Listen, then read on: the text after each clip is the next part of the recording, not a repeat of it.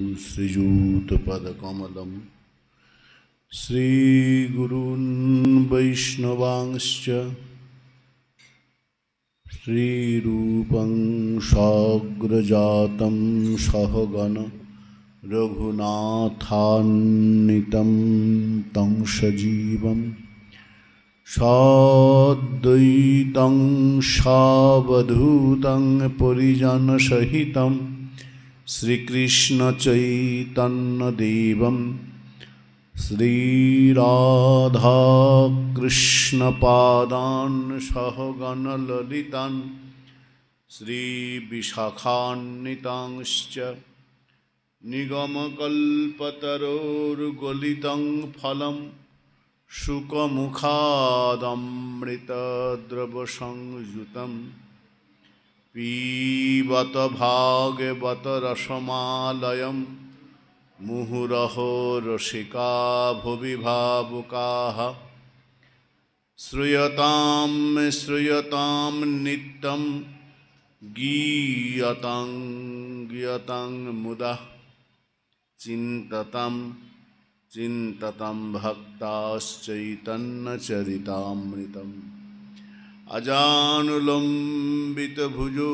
कनकावदातो संकीर्तनैकपितरो कमलायताक्षौ विश्वम्भरो द्विजवरो युगधर्मपालो वन्दे जगत्प्रियकरो करुणावतारो जय रूप सनातन भट्ट रघुनाथ श्रीजीव गोपाल भट्ट दास रघुनाथ এই ছয় গোসাইর করি চরণ বন্দন যাহা হইতে বিঘ্ন নাশ হয় অভীষ্ট পূরণ বাঞ্ছা কল্পতরোর্ভশ্চ কৃপা সিন্ধুভ্য এব চ পতিতানাং পাবনেভ্যো वैष्णवेभ्यो नमो नमः। हरे कृष्ण कृष्ण कृष्ण हरे हरे हरे राम राम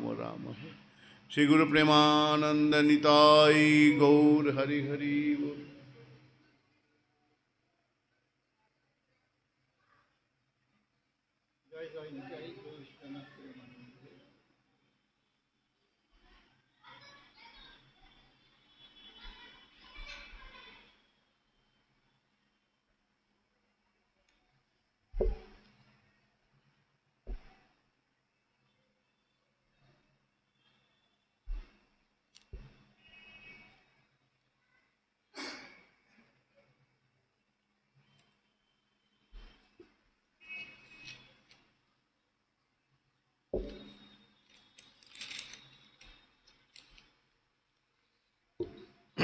अथो श्रीमद्भागवतं दशमस्कन्ध।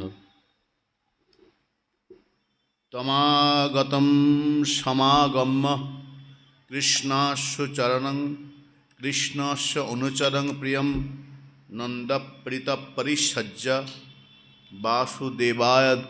वासुदेवाध्यार्चयत् भजितं परमान्नेन संविश कुशिपौषुखं गतश्रमं पर्यपृच्छत् पादो संवहनादिवि कच्चिद् अंगमहाभाग सखान सुरनंदन अस्ति कुशलपत्ताद्वै युक्तो मुक्तो सहीदृतः।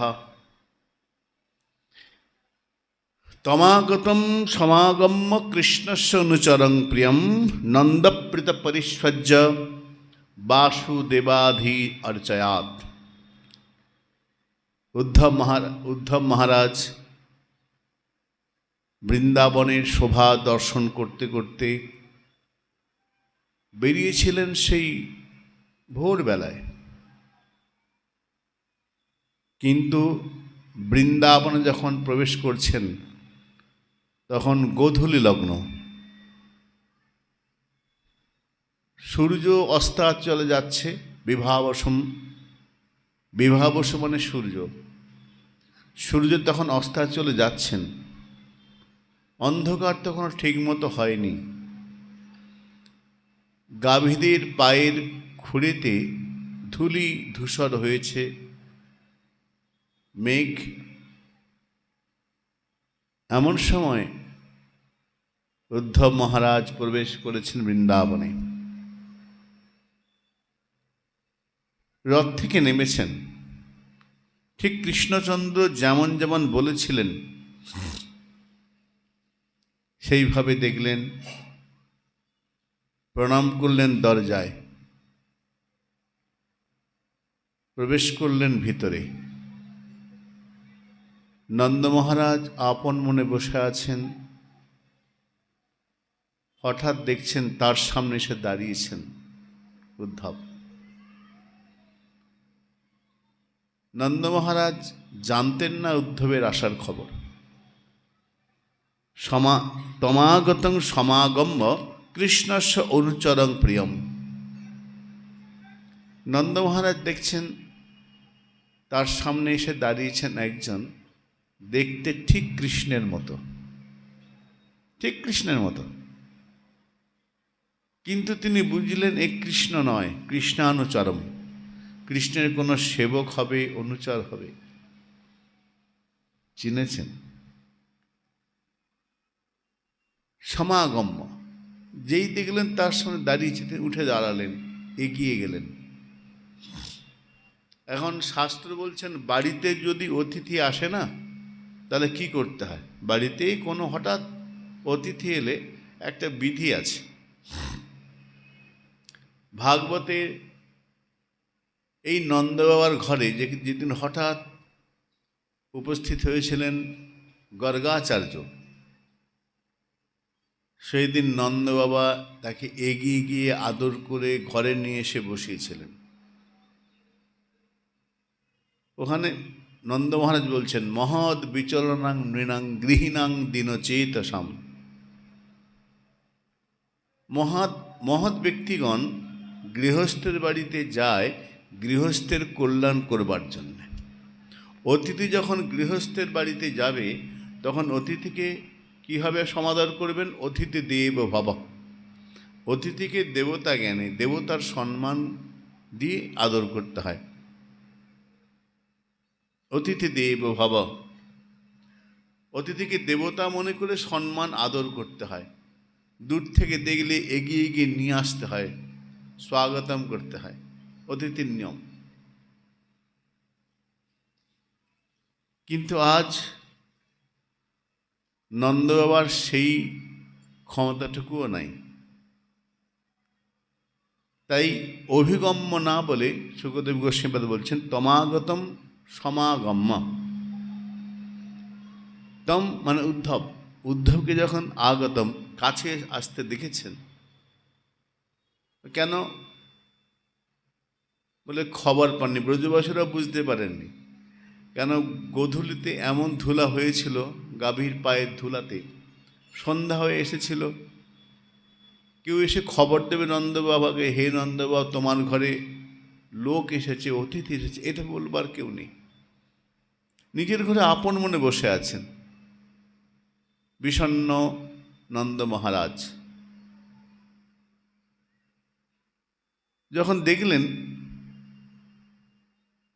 ভাগবতে বললেন যে মহৎ বিচলনাং নৃণাং গৃহীণাং দীনচেতসাম। মহৎ ব্যক্তি যখন গৃহস্থের বাড়িতে যায় কোনো প্রয়োজনে যায় না, তার নিজের কোনো প্রয়োজন নেই, গৃহস্থের কল্যাণ করবার জন্যই যান মহৎ ব্যক্তি। যাও চৈতন্য চরিতামৃত এই শ্লোকের পয়ার করে বললেন, মহন্তের স্বভাব হয় তাড়িতে পামর, নিজ কার্য নাই তবু যান পরঘর। মহান ব্যক্তিগণ, মহাপুরুষগণ গৃহস্থের বাড়িতে যান গৃহস্থের কল্যাণ করবার জন্য। তাদের নিজের কোনো প্রয়োজন নেই, নিজের প্রয়োজনে যান না, তারা যান গৃহস্থের কল্যাণ করবার জন্য। মহান্তের স্বভাব এটা। কি স্বভাব? না সবসময় অন্যের কল্যাণ, নিজের কথা ভাবেন না। নন্দ মহারাজ যখন গর্গাচার্য এসেছিলেন, তাকে এগিয়ে গিয়ে নিয়ে এসে সিংহাসনে বসিয়েছিলেন, পদধৌত করে দিয়েছিলেন নিজে হাতে। আজ যখন দেখছেন উদ্ধব তাকে প্রণাম করলেন, নন্দ মহারাজ দেখে বুঝলেন কৃষ্ণের মতো দেখতে, কিন্তু কৃষ্ণ নয়, কৃষ্ণানুচরম। মথুরা থেকে এসেছে কৃষ্ণের মতন দেখতে কেউ। উদ্ধব যখন পরিচয় দিলেন তখন তিনি বললেন, প্রিয়ম, ও তুমি কৃষ্ণের অত্যন্ত প্রিয়। কৃষ্ণানুচরং প্রিয়ম নন্দপ্রীতঃ। নন্দ মহারাজ খুব প্রীত হয়েছেন, খুব আনন্দিত হয়েছেন। তাড়াতাড়ি তাকে জড়িয়ে ধরলেন, উদ্ধবকে পরিচ্ছন্ন আলিঙ্গন করেছেন। নন্দ মহারাজ তাড়াতাড়ি জড়িয়ে ধরেছেন, জড়িয়ে ধরে নিয়ে এসে তাকে বসালেন সিংহাসনে। উপবিষ্টম আসনম, সুন্দর করে বসালেন। কিরম করে? বাসুদেবাধি অর্চয়াত, বাসুদেবাধি অর্চয়াত। ভাগবতের সুখদেব গোস্বামী বলছেন, বলে দেখো ভগবান অধিষ্ঠানকে বৈষ্ণবের হৃদয়ে ভগবান বাস করেন। তো এখানে টিকায় বললেন বাসুদেবাদি অর্চিত, উদ্ধবকে ভগবত জ্ঞানী, তার মধ্যে ভগবান আছে এই মনে করে তাকে আদর অভ্যর্থনা করলেন। অধিষ্ঠান অর্চয়াত, অর্জন করছেন। বসালেন, মনে মনে ভাবলেন নিশ্চয়ই অত দূর থেকে এসেছে, ক্ষুধা তো পেয়েছে, কিছু দিতে হবে। বাড়িতে অতিথি এলে কিছু দিতে হয়, অতিথিকে না খাইয়ে ছাড়তে নেই। আমাদের শাস্ত্র বললেন উত্তম দ্রব্যের দ্বারা অতিথিকে সেবা করতে হবে, কারণ তাকে তো নারায়ণ ভাবা হচ্ছে, দেবতা ভাবা হচ্ছে। একনাথ স্বামীর একটা খুব সুন্দর প্রসঙ্গ আছে। একনাথ স্বামী মহারাষ্ট্রের সাধু।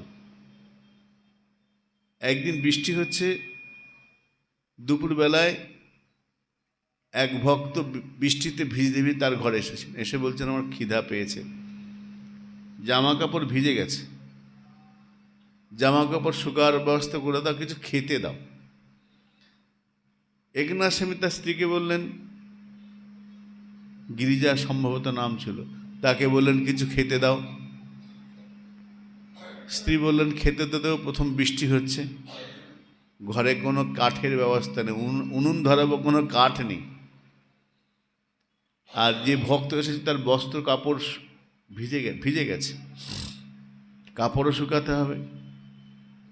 আর রান্না করব, চাল হয়তো আছে, কিন্তু কাঠ যে নেই। একনাথ স্বামী কিছুক্ষণ ভাবলেন, দাঁড়াও দেখছি। ঘরে গেলেন, কুড়াল বের করলেন, যে খাটটায় ঘুমাতেন সেই খাটটাকে কেটে ফেললেন, রান্না করো। কাঠের খাটটাকে কেটে রান্না করতে দিলেন। ওই আগুনে কাপড়টা শুকিয়ে দিলেন। নিজের শোবার ঘরের খাট অতিথি এসেছে বলে কেটে আগুনে দিলেন। তা অর্থাৎ আমাদের সনাতন ধর্মে অতিথির আদরটা এই রকম, নিজের জন্য পরের ভাবনা চিন্তা নেই। একনাথ স্বামী করে দিয়েছেন, দেখিয়েছেন। উদ্ধব মহারাজ বলছেন বাড়িতে অতিথি এসেছে, কিছু খেতে দিতে হবে, এটা উচিত, সাধারণ ব্যাপার। কি খেতে দেব? জীব গোস্বামী পাদ তার টিকার মধ্যে এই শ্লোকের টিকায় বলছেন, এখানটায় রান্না করবে কে? রান্না করার মতো ব্যবস্থা নাই। কতদিন, যেদিন থেকে কৃষ্ণচন্দ্র বৃন্দাবন ছেড়ে চলে গিয়েছে সেদিন থেকে নন্দবাবা, যশোদামা, নন্দবাবা রান্নাই করেন না। উনুনে, রান্নাঘরে লতায় ছেয়ে গেছে, উনুনের মধ্যে মাকড়সার জাল, রান্না তো হয়ই না। আশেপাশের ব্রজবাসীরা একটু দুটো কিছু দিয়ে যান, নন্দ কোনোদিন খান না, কোনোদিন খান। চিন্তা মগ্ন বিষাদক্ষিণ্ণ নন্দ বাবা। তিনি ভাবছেন তাই তো উদ্ধব এসেছে, কৃষ্ণের অত্যন্ত প্রিয় শাখা, কিছু দিতে হবে। কি দেবেন? ভোজিতম পরমান্নেনা। এমন সময় পরমান্ন এলো। কে রান্না করেছেন? যশোদামা? না না, যশোদামা রান্না করার ব্যবস্থাতেই নেই। তিনি কাঁদতে কাঁদতে বিধুরা হয়ে গেছেন, ক্রন্দন বিধুরা। নন্দবাবু ভাবনাই করেন না কি রান্না হবে, কি বাজার হবে, কি আমানি হবে, কিছু চিন্তা করেন না। রান্নার ব্যবস্থাই নেই তো। তাহলে কোত্থেকে এলো পরমান্ন? ভোজিতম পরমান্নেন, পরমান্ন কোত্থেকে এলো? কোনো প্রতিবেশী ব্রাহ্মণ পরমান্ন বলতে দুধ দিয়ে একটু সিদ্ধ করা ভাত, কোনো রকমে। তাদেরও কার আনন্দ নেই, কিন্তু শুনেছেন নন্দবাবার ঘরে অতিথি এসেছে, তা এক ব্রাহ্মণ তিনি করে একটু দিয়ে গেছেন। নন্দবাবু কি করবেন? কিছুই তো করেন না, নিজের জন্য ভাবেন না, খাওয়া দাওয়ার চিন্তা নেই, তাই একজন দিয়ে গেছেন। সেই পরমান্নের দ্বারায় ভোজিতং পরমান্নেন উদ্ধবকে দিলেন। উদ্ধব প্রসাদ পেলেন। সংবিষ্টম কশিপম সুখম, পরমান্ন পেয়ে উদ্ধব বসেছেন তার খাটেতে, ক্লান্ত। কশিপৌ সুখম, ভালো করে বসালেন। নন্দবাবা কিন্তু এখনো তাকে জিজ্ঞাসা করেননি কৃষ্ণ কেমন আছে, জিজ্ঞাসাই করেন, প্রসঙ্গই তোলেননি। আগে কিছু খেতে দিলেন, খাওয়া হলো, তারপরে তাকে বসিয়েছেন খাটের মধ্যে। নন্দবাবা বলছেন, উদ্ধব তুমি অনেক দূর থেকে হেঁটে হেঁটে এসেছো, অনেক দূর থেকে, তুমি পরিশ্রান্ত, পথশ্রান্ত, তুমি একটু বিশ্রাম নেও, তোমার সে পরে কথা বলি, বিশ্রাম নাও। দেখো তুমি আমার পুত্রবৎ, আমি নিজে হাতে কৃষ্ণের কত পদসেবা করেছি, কিন্তু আমার মনে হয় আমি যদি তোমার পায়ে হাত দিই তুমি দুঃখ পাবে, তাই তুমি দুঃখ পাও এমন কিছু করবো না, কিন্তু তুমি পরিশ্রম তোমার খুব হয়েছে। গতশ্রমং পর্যপিচ্ছত, পরিশ্রান্ত তুমি, তোমার এইখানে আসার যে ক্লান্তি, পরিশ্রম দূর হওয়া প্রয়োজন। তাই পাদ সংবাহনা দেবী, আমি জানি পায়ে পদসেবা করলে ক্লান্তি দূরভূত হয়, ঘুমটা ভালো হয়।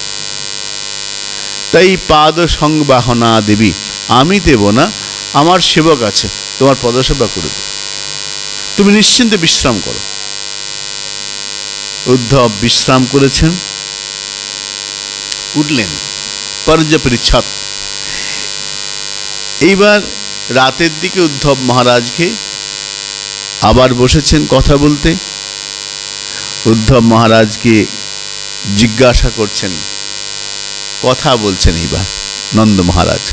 নন্দ মহারাজ বলছেন, কচ্চিৎ অঙ্গ মহাভাগ সখা ন সুরনন্দন আস্তে কুশলাপত্তাৎ মুক্ত মুক্ত সহৃদবৃতম। উদ্ধব তুমি আমাকে বলো, কচ্চিৎ অঙ্গ, হে উদ্ধব তুমি দেবভাগের পুত্র, আমি তোমার পিতাকে ভালো করে চিনি, আর বসুদেব আমার অত্যন্ত ভাই, প্রিয় বন্ধু, একসাথে খেলা করেছে। সখা ন সুরনন্দন, বসুদেবের পিতার নাম সুর। উদ্ধব তোমার পিতা দেবভাগ, তারও পিতা সুর, সুরসেন। সুরসেনের পিতা এবং আমার পিতামহ একই ছিলেন, দেবমীর। দেবমীরের দুই পুত্র, দুই স্ত্রী ছিল। ক্ষত্রিয় কন্যা, ক্ষত্রিয় যে স্ত্রী, তাদের থেকে বসুদেব দেবভাগের জন্ম হয়েছে, সুরের জন্ম হয়েছে, তার থেকে বসুদেব দেবভাগ। আর আমাদের পিতা পর্জন্য, তিনি বৈশ্য কন্যা থেকে জাত। এই জন্য আমরা একদিকে ভাই। তো তুমি খুব ভাগ্যবান, কচ্চিৎ অঙ্গ মহাভাগা, হে উদ্ধব তুমি খুব ভাগ্যবান।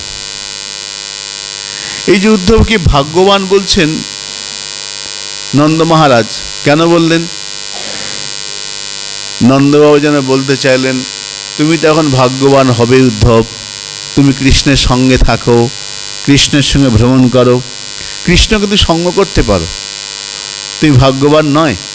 তুমি ভাগ্যবান, কৃষ্ণের সঙ্গে থাকতে পারছো, ঘুরতে পারছো, তার সঙ্গে তোমার প্রিয়ত্ব বন্ধুত্ব, উদ্ধব তুমি অত্যন্ত ভাগ্যবান। আচ্ছা, আমার সখা সুরনন্দন মানে বসুদেব, বসুদেব নিশ্চয়ই ভালো আছে। সখা ন সুরনন্দন, ছোটবেলায় আমরা একসঙ্গে কত খেলেছি, ভাইও বটে বন্ধুও বটে, সখা, প্রাণে প্রাণে মিল। আচ্ছা, বসুদেব এখন নিশ্চয়ই ভালোই আছে, আস্তে কুশল্যাশু আপত্তেই। উদ্ধব তুমি তো শিশু, তুমি জানো না বসুদেবের উপর দিয়ে কত ঝড় বয়ে গেছে। নন্দ মহারাজ বলছেন, উদ্ধব তুমি জানো না বসুদেবের উপর দিয়ে কত ঝড় গেছে। সে বিবাহের দিন থেকে তাদের সমস্যা শুরু হয়েছে, বিবাহের দিন থেকে কত কষ্ট করেছে, কারাগৃহে বন্দী ছিল, পরপর ছেলেগুলোকে মেরে দিয়েছে, 1 2 3 4 5 6, শুধু সেটা কন্যা, সেটাও নাকি শূন্য মিলিয়ে গেছে। তো বসুদেবের সমস্যাই সমস্যা ছিল। এখন আমার মনে হয় বসুদেব ভালোই আছে, কুশল আপত্ত, ভালো থাকবেই বসুদেব, কেননা তার কাছে তার পুত্র ফিরে গেছে, তো মুক্ত সহিতাবৃতম।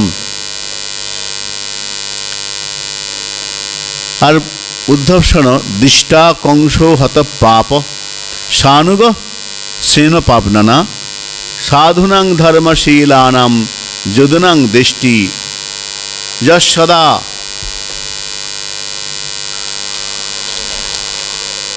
তোমাকে বলি শোনো,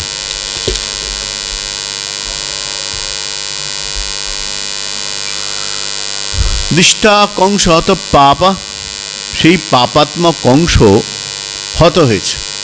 কৃষ্ণ গিয়ে পাপাত্মা যে কংস, কংস বধ করেছে কৃষ্ণ, ভালোই হয়েছে।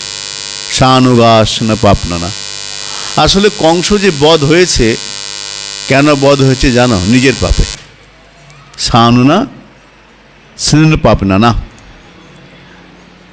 কংস অত্যন্ত পাপী ছিল, তার এই শাস্তিটা হওয়া প্রয়োজন ছিল, স্নেহ পাপনানা। তো কেন? সাধুনাম ধর্মশীলানাম যদুনাং দৃষ্টি যশদা। এই কংস সবসময় যদুবংশের ক্ষতি করবার চেষ্টা করেই গেছে, যদিও সেও যদুবংশের অংশ, কিন্তু সে সারা জীবন ধরে যদুবংশ, মধুবংশ, বৃষ্টিবংশ এদের ক্ষতি করবার চেষ্টাই করে গেছে। সাধুনাং ধর্মশীলানাম, এরা অত্যন্ত সাধু, যদুবংশের লোকেরা। সাধুর লক্ষণ কি? বলে সাধু। কংস সাধুদের ক্ষতি করেছে। সাধুর লক্ষণ কি? ধর্মশীলানাম, সাধু তারা যারা ধর্মটা ঠিক ঠিক আচরণ করে, ধর্মশীল, ধর্ম ঠিক ঠিক আচরণ করে, কখনো ধর্মচ্যুত হয় না, কোনো কিছুর ধারায় ধর্ম থেকে পতিত হয় না, যারা ধর্মকে আচরণশীল। দুর্গাপ্রসন্ন পরমহংসদেব বলছেন জগতে 3 রকম লোক আছে। এক হলো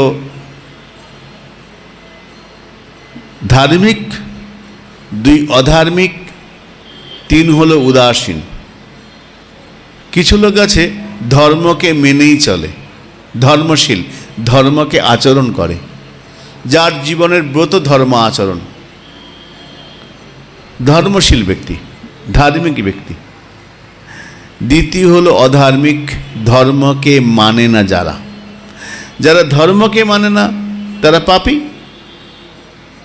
শাস্ত্রে বলছেন, ভগবান শ্রীমদ্ ভাগবতে 6ষ্ঠ স্কন্ধে বলছেন, বেদ প্রণহিত ধর্ম অধর্মস্তদ বিপর্যয়। বেদে শাস্ত্রে যে কথাগুলো বলা আছে, এইগুলো করতে হবে, এটা করা উচিত নয়, এগুলো ঠিক ঠিক পালন করাই ধর্ম।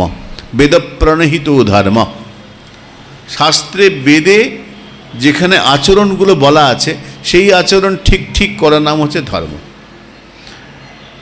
তো ধার্মিক লোক ধর্মকে আচরণ করে, অধার্মিক ধর্মকে মানে না, ফল পাপী হয়। আর উদাসীন লোক কীরকম? ধর্ম কি সেটা জানে, অধর্ম কি তাও জানে, কিন্তু উদাসীন। একবার দুর্যোধনকে ভগবান কৃষ্ণচন্দ্র বলছেন, দুর্যোধন, তোমাকে বারবার করে বলছি পাণ্ডবদের সিংহাসনটা বুঝিয়ে দাও, কিছু না হয় অর্ধেক দাও, আর কিছু না 5টা গ্রাম তো দিতেই পারে 5 ভাইকে, তাহলে অনেক সমস্যা মিটে যাবে। তো দুর্যোধন তখন বলছে, বিনা যুদ্ধে নাহি দেব সূচক গুরু মেদিনী। যুদ্ধ যদি সূর্যের ডগার মাটি নিতে, তবু আমার সাথে যুদ্ধ করে নিতে হবে, নাহলে হবে না। আচ্ছা, তখন কৃষ্ণচন্দ্র বলছেন, আচ্ছা দাদা দুর্যোধন, তুমি কি বুঝতে পারছো না এটা অন্যায়, অধর্ম? এটা তো অধর্ম। তখন দুর্যোধন একটা খুব সুন্দর কথা বলছেন, জানামি ধর্মং নচমে প্রবৃত্তি। দুর্যোধন বলছেন যে, হে কৃষ্ণ, তুমি আমায় কি ধর্ম শেখাবে? আমি কি ধর্ম অধর্ম জানি না? ভালো বুঝি, আমার শিক্ষা আছে, কোনটা ধর্ম কোনটা অধর্ম আমি জানি। জানামি ধর্মং, কোনটা ধর্ম এটা আমি জানি। পাণ্ডবদের প্রাপ্য রাজত্ব ফিরে দিলে ধর্ম হবে, পুণ্য হবে, আমি জানি। ন চ মে প্রবৃত্তি, আমার প্রবৃত্তিই হয় না, ইচ্ছাই করে না ধর্ম আচরণ করতে। ন চ মে প্রবৃত্তি জানাম অধর্মং, আমি জানি যে কাজটা করছি এটা ধর্ম না অধর্ম, এটাও আমি জানি। অধর্ম আমি জানি না তা নয়, জানি। ধর্মকেও জানি, অধর্মকেও জানি। ন চ মে নিবৃত্তি, আমি অধর্ম থেকে নিবৃত্ত হতে পারি না, আর ধর্মের প্রবৃত্তি হয় না, এটা আমার স্বভাব। তা 3 রকম, ধার্মিক, অধার্মিক, উদাসীন। নন্দ মহারাজ বলছেন, সাধুনাং ধর্মশীলানাম। সাধু কি জানো? সাধুর প্রথম লক্ষণেই সে ধর্মশীল হবে, সাধু মানে অধার্মিক হবে না। তো যদুনাম, যদু বংশের লোকেরা অত্যন্ত সাধু। উদ্ধব, তোমার পিতা, দেবভাগ, বসুদেব, যারা যদু বংশ সবাই অত্যন্ত সাধু। আর কংস দুরাত্মা, পাপাত্মা, এই জন্যে এইরকম সাধুদের কম অত্যাচার করেছে। দেষ্টি যশ সদা, কংস বধ হয়েছে, আমি খুব খুশি, আমি খুশি হয়েছি।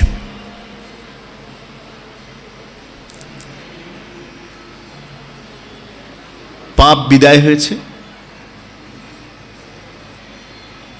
পাপস্যানুগ সেনা। এইবার যেই বসুদেবের প্রসঙ্গ এলো, বসুদেবের প্রসঙ্গটা এসে গেছে, এইবার এই নন্দ মহারাজ ভাবছেন কি করে কৃষ্ণের কথা শুরু করব। কৃষ্ণের কথা তো বলতে হবে, জিজ্ঞাসা করতে বলতে হবে, মানে কথা বলছেন ঢুকতে পারছেন না, কি করে বলবো, শুরুটা করব। কংসের কথা বললেন, যদুবংশের কথা বললেন, বসুদেবের কথা বললেন, উদ্ধবকে মহাভাগ্যবানও বলে দিলেন। এইবার বসুদেব এইবার নন্দ মহারাজ উদ্ধব দিকে তাকিয়ে বলছেন, অপি স্মরতি ন কৃষ্ণ। আচ্ছা উদ্ধব, তুমি তো কৃষ্ণের সঙ্গে সব সময় থাকো, ঘোরো, তুমি বললে তুমি তার বন্ধু, প্রিয় সচিব। সচিব মানে সবসময় তার দেখাশোনা করতে হয়, তাকে বলতে হয়, বুদ্ধি দিতে হয়। উদ্ধব, তুমি সবসময় তার সঙ্গে থাকো, একটা কথা আমাকে বলবে? উদ্ধব তাকিয়েছেন, কি প্রশ্ন করেন? নন্দ মহারাজ বলছেন, অপি স্মরতি ন কৃষ্ণ। আচ্ছা বলো তো, তুমি সারাদিন তার সঙ্গে থাকো, ঘোরো, কথা বলো, তার কি প্রয়োজন অপ্রয়োজন তুমি এখন তার দেখো, সচিব যেহেতু। আচ্ছা বলো তো, সে কি আমাদের কথা একবারও বলে? অপি স্মরতি ন কৃষ্ণ, আমাদের কথা কি বলে? নন্দবাবু নিজের কথা বললেন না যে আমার কথা বলে কিনা, বললেন কৃষ্ণ। কৃষ্ণ স্বামীচরণ তার গোপালচুম্বক গ্রন্থে ভারী সুন্দর বলছেন। আচ্ছা উদ্ধব বলো তো, কৃষ্ণ কি আমাদের মধ্যে, আমি যাকে শ্রদ্ধা করি, আমার মধ্যম ভাই, আমার বড় ভাই, উপরের ভাই, যার নাম উপানন্দ, তার কথা কি বলে? উপানন্দম সদা। সেই উপানন্দ আমার উপরের যে ভাই, যে নিজে সিংহাসনে না বসে আমাকে বসিয়েছে, আমি মধ্যম, আমার উপরের যে ভাই, জ্যেষ্ঠ ভাই উপানন্দ, যে এই সিংহাসনে বসেনি, বৃন্দাবনের অধিকার দিয়েছে আমাকে, সেই জ্যেষ্ঠ ভাই উপানন্দ কৃষ্ণ কি তার কথা বলে? তার কুলোতে মানুষ হয়েছে। কীরকম তিনি? না, আমার মতোই ভালোবাসে আমার দাদা কৃষ্ণকে, আমার মতোই ভালোবাসে। শ্বেত শুভ্র ভরণ সুন্দর মুখম, সেই সাদা দাড়ি উপানন্দ মহারাজ, দাড়িটা সাদা হয়ে গেছে, শ্বেত শুভ্র, দাড়ি গোপ সব সাদা। শ্বেত শুভ্র ভরেণ সুন্দর মুখম, তার মুখে সবসময় মিষ্টি হাসি লেগেই রয়েছে, কখনো তার মুখে বিষণ্ণতা দেখা যায় না, তাকে কখনো ক্রোধী হতে দেখা যায় না। সারাক্ষণ যাই ঘটুক না কেন তার সঙ্গে, তার মুখে সবসময় হাসি লেগে থাকে। শ্বেত শুভ্র ভরেণ সুন্দর মুখম, মুখটা ভারী মিষ্টি। তাকে দেখা মাত্র সকলের মনের অপ্রসন্নতা দূরীভূত হয়ে প্রসন্নতা আসে। মুখ শ্যাম, গায়ের রংটা একটু ময়লা শ্যাম বর্ণ, কিন্তু হাসিটা ভারী সুন্দর অমলিন।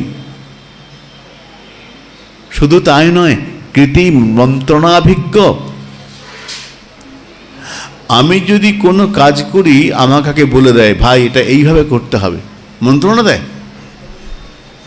এমনকি উদ্ধব তোমাকে বলি, আমি যে কৃষ্ণকে মথুরায় পাঠিয়েছিলাম, প্রথম তো আমি চাইছিলাম না, ওখানে কংস আছে, পাঠাবো না, অক্রূরের সঙ্গে, ইচ্ছা ছিল না।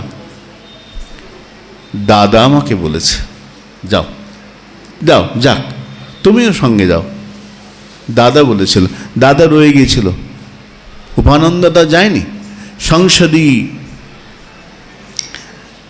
ব্রজপতি কুরবান স্থিতিম, আমি যে কোনো কাজ করার আগে যাকে অর্চনা করি, উপানন্দ দাদা নন্দ মহারাজ বলছেন, যে কোনো কাজের পূর্বে তার যার থেকে মন্ত্রণা দিই, তিনি যেমন বলেন আমি মেনে চলি এবং তাকে প্রতিনিয়ত অর্চনা করি। আমি আমার দাদা উপানন্দ কৃষ্ণকে কেমন ভালোবাসে জানো উদ্ধব?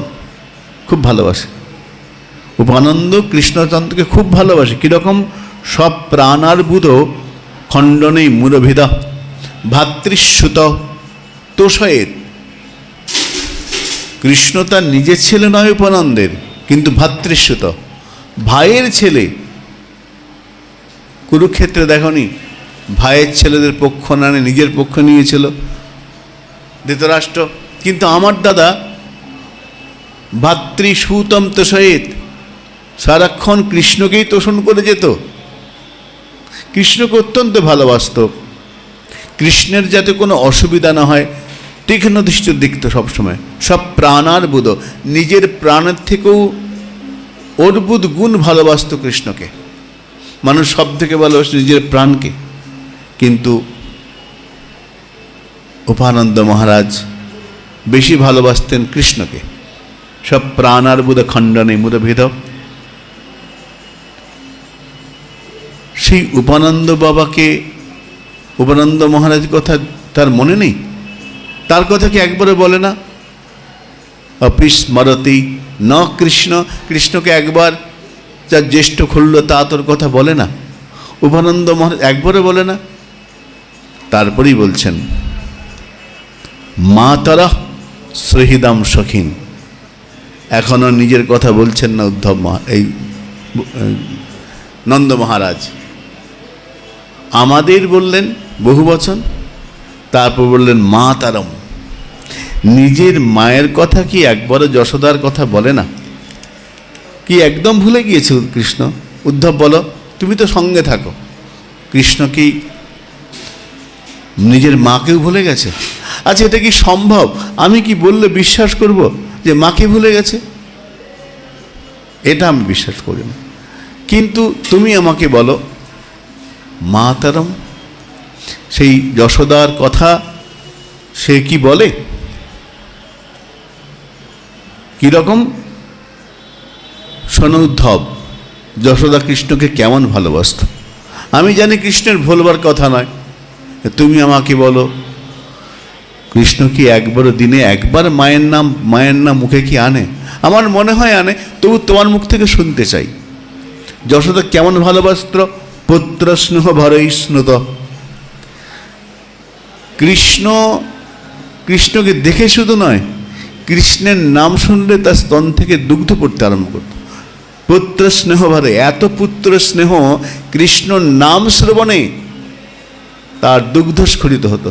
পুত্র স্নেহ ভরে কুচদ্বন্ধ উচ্ছলত। শোনো, যদি কৃষ্ণের গায়েতে একটু ঘাম এসে যেত না, ঘর্মস্যাপি লবস্যা, একটা কৃষ্ণের কপালে কোনো কারণে মুখের কোথাও যদি একটু বিন্দুমাত্র ঘাম এসে যেত, যশোদার কি অবস্থা হতো বলছেন? ঘর্মস্যাপি লবস্য রক্ষণাবেধ। কৃষ্ণের কপালে, মুখে, ঘাড়ে কেন ঘাম এসেছে? নিশ্চয়ই কোনো কষ্ট হচ্ছে, কষ্ট না হলে ঘাম হবে না। এই যে ঘামটা এলো, কেন এলো, এইটা চিন্তায় মগ্ন হয়ে যেতেন। আরে গোপালের কষ্ট হচ্ছে, নিশ্চয়ই কষ্ট হচ্ছে। ঘর্মস্যাপি লবস্যা রক্ষণাবিধৌ। কি করে আর কৃষ্ণের ঘর্ম না হয়, কৃষ্ণের কোনো কষ্ট না হয়, এই চিন্তায় যার সময়টা চলে যায়। সব প্রাণা দেহার অর্বুদয়ী। নিজের কথা ভাবেন না, কি খাবো, কেমন থাকবো, বিন্দুমাত্র চিন্তা নেই। তার সারাক্ষণের চিন্তা কৃষ্ণের যেন কোনো রকম কষ্ট না হয়। সব প্রাণার বুদাই। এমন যে মা। আচ্ছা, আর শোনো, যশোদা কৃষ্ণকে কেমন ভালোবাসতে শোনো। নন্দবাবু বলছেন, আসক্ত ক্ষণমাত্রম, আসক্তি কৃষ্ণের প্রতি। অন্য কোনো বিষয়ে, অন্য কোনো বস্তুতে আসক্তি নেই, কৃষ্ণের প্রতি আসক্তি। আসক্ত ক্ষণমাত্রম কলনাথ, সবসময় চিন্তা, দৃষ্টি কৃষ্ণের দিকে। কীরকম দৃষ্টি দিত জানো? ওটা কীরকম? সদ্য প্রসূতেষু গৌ। গাভীর যখন প্রথম বাচ্চা হয় না উদ্ধব, গৌ, গাভীর যখন প্রথম সন্তান ভূমিষ্ঠ হয়, সেই গাভী যেমন ওই বাছুরটার দিকে তাকিয়ে থাকে। একটা ক্ষণ গাভী বাছুরের থেকে দৃষ্টি সরায় না। যশোদার তীক্ষ্ণ দৃষ্টি গোপালের দিকে, গোপালের যেন কোনো অসুবিধা না হয়। গাভীর কাছ থেকে যদি বাছুরকে সরিয়ে দাও, বাছুর একদম, গাভী একদম ছটফট করবে। যশোদার তাই অবস্থা। সদ্য প্রসূতেষু গৌ, সদ্য প্রসূত গাভীর বাছুরের প্রতি যেরকম আসক্তি, যেরকম টান, যশোদার ঠিক সেই রকম। জীব গোস্বামীপাদ লিখছেন, যা বিলপতলম বহু ভয়াত। একটু কিছু হলেই ভয় পেতেন, এই রে গোপালের কোনো অমঙ্গল হবে না তো। গোপালের অনিষ্ট আশঙ্কায় সারাক্ষণ ত্রস্ত থাকতেন যে মা, সেই মায়ের কথা কি একবারও গোপাল বলে না? আমি একটা গল্প পড়ছিলাম, একটা ছেলে নতুন চাকরি পেয়েছে। চাকরি পেয়ে মাকে বলছে, মা আমি ভালো চাকরি পেয়েছি, ভালো চাকরি পেয়েছি। তোমার এতদিন যে ছোটোবেলা থেকে আমি মানুষ করেছো, বড় করেছো, আমার পেছনে তুমি অনেক টাকা খরচা করেছো, বড় চাকরি পেয়েছি, আমি তোমার সমস্ত ইচ্ছা পূর্ণ করে দেবো। বলো তুমি কি করতে চাও, তোমার কোনো ইচ্ছা অপূর্ণ রাখবো না। মা বলছেন, কি করতে চাইছিস? বলে, তুমি যা বলবে ইচ্ছা পূর্ণ করবো, তোমার ঋণ শোধ করে দেবো। আমার পেছনে তোমার অনেক ঋণ হয়েছে, অনেক কষ্ট করেছো, বলো তুমি কি করতে চাও। মা বলে কি আর করবি, এক কাজ কর, তুই একটা রাত আমার সঙ্গে ঘুমা। বলে এটা কোনো কথা হলো? বলে না না, একটা রাত আমার সঙ্গে ঘুমা, এইটা করলে তুমি খুশি হবে? বলে হ্যাঁ বেশ, আজকে রাত্রে আমি ঘুমাবো। 6টা বেজে গেছে। ছেলেটা রাত্রিবেলায় মায়ের ঘরে ঘুমিয়েছে, মায়ের বিছানায়। মা ছেলে শুয়ে আছে। মা করেছে কি, এক বালতি জল আর একটা মগ এনে রেখে দিয়েছে। ছেলেটা শুয়েছে, একটু পরে মা একটা মগ নিয়ে যেখানে ছেলে শুয়ে আছে এক মগ জল ঢেলে দিয়েছে। পাশ ফিরেছে, ভিজা ভিজা। মা বিছানা ভিজ। বাবা বয়স হয়েছে, কি করব, কিছু মনে করিস না। হ্যাঁ ঠিক আছে। আবার সরে শুয়েছে, আবার একটু জল ঢেলে দিয়েছে। মা, হ্যাঁ বাবা কিছু বয়স হয়েছে তো, কিছু মনে করিস না। যখন 3বার বিছনা ভিজে গেছে, দেখেছে হ্যাঁ এরকম করে ঘুমানো যায় নাকি, বিছনা ভিজে ফেলেছে, এইরকম আমার থাকা সম্ভব নাকি, কি করে থাকবো? মা ঠিক করেছে, আচ্ছা একদিনে তুই এই অবস্থা, ছোটবেলাতে কতবার বিছনা ভিজিয়েছিস মনে করে দেখ। আমি কিন্তু তোকে কোনো কিচ্ছু বলিনি, আর তুই বলছিস আমার ঋণ শোধ করবি? পারবি? হবে না, সম্ভবই নয়। ছেলে বুঝলো পয়সা দিয়ে মায়ের ঋণ শোধ করা যাবে না, আমি কি শোধ করব? তো যশোদা নন্দবাবু বলছেন মা তরং, মায়ের কথা, সেই মায়ের কথা একবারও গোপাল কি কৃষ্ণ বলে না? আচ্ছা সুহৃদম সখিন, তার যে প্রিয় বন্ধুদের সঙ্গে ঘুরতো, শ্রীদাম সুদাম বসুদাম, এদের কথা কি গল্পচ্ছলেও তোমার কাছে বলে না? গোপান ব্রজন্ত আত্মনাথং গাব বৃন্দাবনম গিরি, এ বৃন্দাবনে গিরি গোবর্ধন, যেখানে সে গোচারণ করত, নৃত্য করত, যেখানে সে খেলতো গাভীদের সঙ্গে, বংশীধ্বনি করে নিয়ে যেত গাভীদের, আবার বংশীধ্বনি করে ফিরে আসতো, সেই বৃন্দাবনের কথা কি কৃষ্ণ একবারও বলে না? উদ্ধব তুমি আমাকে বলো, তুমি আমাকে বলো, স্মরতাং কৃষ্ণ বীরজানি।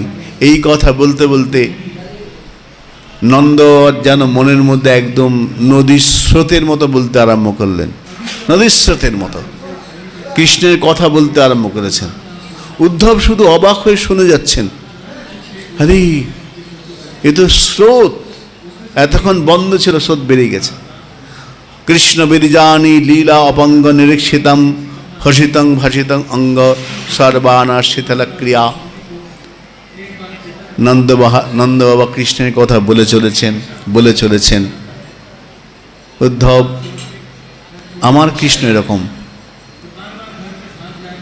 লোকে বলে কৃষ্ণ ভগবান, কিন্তু আমি অনেক আগেই থেকে জানতাম, আমাকে বলে গিয়েছিল গর্গমণি।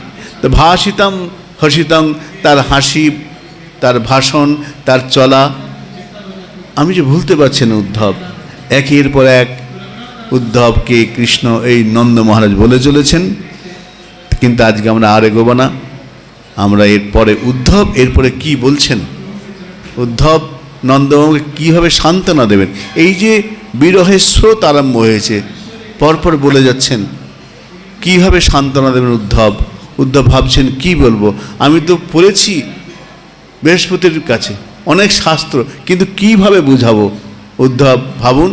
আমরা আজ আর না, এখানে বিশ্রাম রাখি, এর পরবর্তী আগামীকাল আমরা এই সময় আবার আসবো। শ্রী গুরু প্রেমানন্দ নিতাই গৌর হরি হরি।